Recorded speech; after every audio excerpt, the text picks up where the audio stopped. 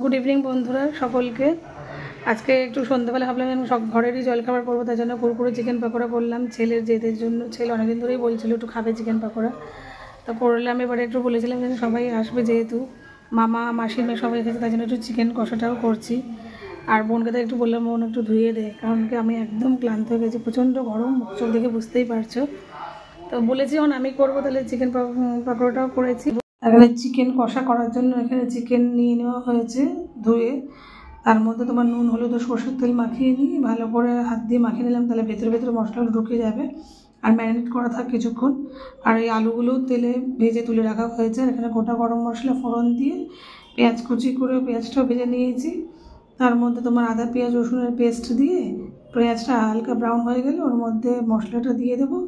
মশলা দেওয়ার পরে তার মধ্যে তোমার নুন হলুদ একে একে শুকনো লঙ্কার গুঁড়ো আর লঙ্কা তো পেস্ট করে দিয়েছি আগে, কারণ মেয়ে তো তোমার ঝাল খায় না, তো ওটা আগেই পাকোড়া তুলে রাখা রয়েছে।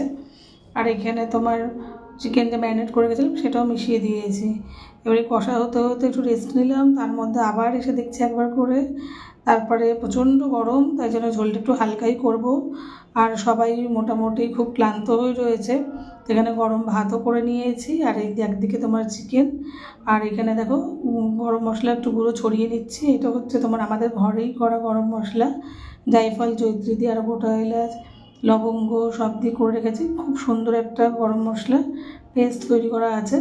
তো আমার তো চিকেন হয়ে গেল, রাত্রেবেলায় আমাদের ডিনার হচ্ছে চিকেনের ঝোল আর ভাত। তোমরাও তোমাদের ডিনারটা সেরে নাও।